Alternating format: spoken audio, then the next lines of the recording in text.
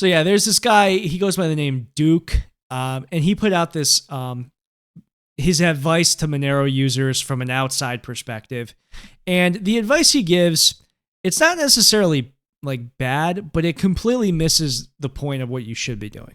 Because like he talks about, oh, you should use multiple wallets, and if you want to do this, you want to do that, and he has like all these different things. And it's like you can do that, or you can just not use KYC exchanges. And not once does he mention that.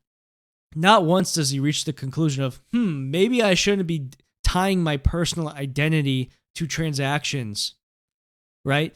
Because that's what's happening.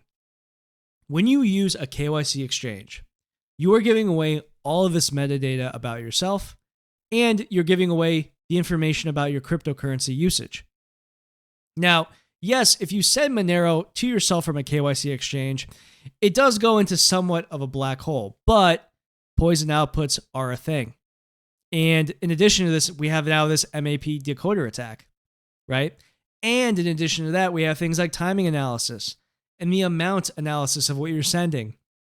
And, all of these things, and your IP address, right? And all of these things can be combined and used together to like actually, with a pretty decent probability, you can kind of track someone if they're being lazy, right? And we've seen this with CoinSwap websites where, someone, goes to a CoinSwap website and it's actually pretty easy for someone to kind of follow that.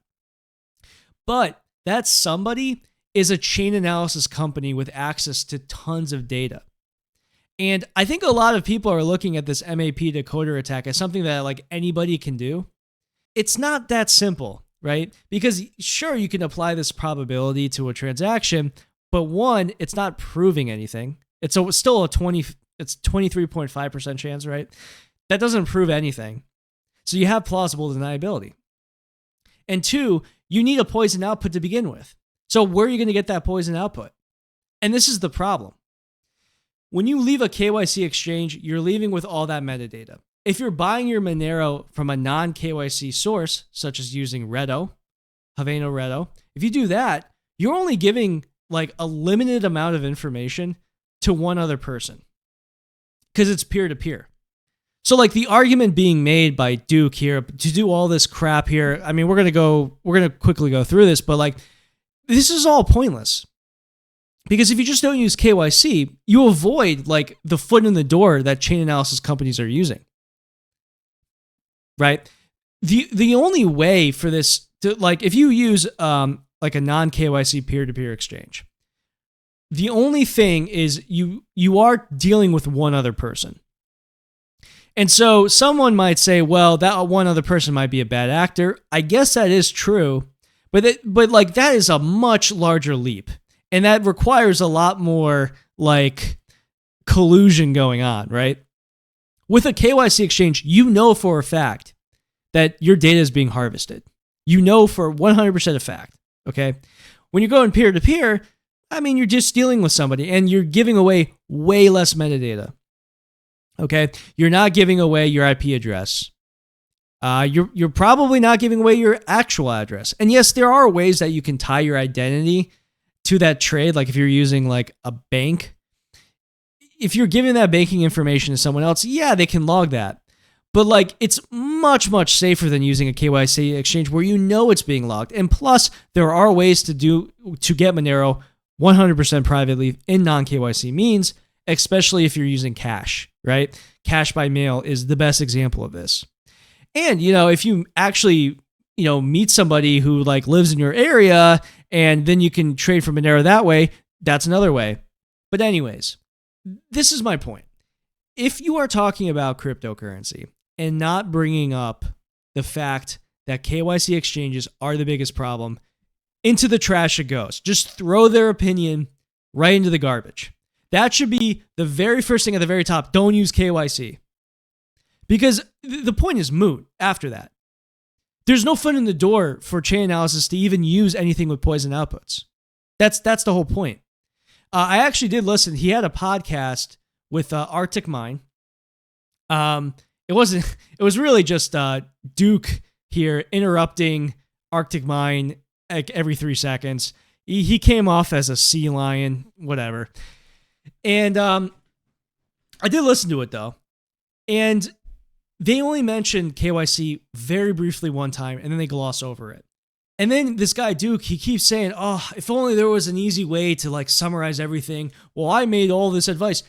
Your actual advice is meaningless. If you just don't use KYC, you could just use Monero regularly. You don't have to this is the simplification. Is really what I'm trying to say. What he also says, he says only give out stealth addresses. This doesn't really matter. You can use a address with a 4. Just don't reuse that address because of a Janus attack. Okay, you want to keep that just for your incoming. Okay, always make a new stealth address for different people. I mean, that's just good practice anyway. So sure, I'll give him that. Only send out funds from your outgoing wallet. So he has an incoming wallet and an outgoing wallet. Okay, and the only time you want to send funds out of your incoming is to top up funds in your outgoing. Never send funds to a third party from an incoming wallet ever. I mean, you can do that. You can have multiple wallets, one wallet for savings and one wallet for spending. If that makes it easier for you, where you have like a KYC wallet as well as a non-KYC wallet, that's probably a good way to do it. And have your KYC wallet, have that only be for savings. So then you can go back to the KYC exchange. That's totally fine. I agree with that. I agree with that. At the same time, you can just use the same wallet. For example, Feather Wallet, they have an option where you can freeze outputs. So if you receive a wallet, or if you receive a transaction in your wallet, and it's a KYC withdrawal, you can just freeze that in Feather. So I'm probably going to make a video eventually about coin control to help people. But you can do it that way. The last thing I want to say is about churning. This is kind of frustrating to talk about. I'm going to have a video this week about churning, is what I'm getting at. And with churning, I think people don't understand literally why you want to churn. And Duke here, I don't think he understands either. It's to avoid the co-spend heuristic. Okay? And maybe he does understand that, but like that's the reason. So if you like wash all of your cryptocurrency that has poison outputs into one other output, like you're in the weeds. Like I don't understand how that could be used against you, really. Like, yeah, that poison output after the churn will appear in your ring signature, but that's a 1 out of 16, right? It's all probable at this point. Or even if you go 1 out of 4.2, which is with the MAP decoder, that's still plausible deniability. And that can't be used in a court of law.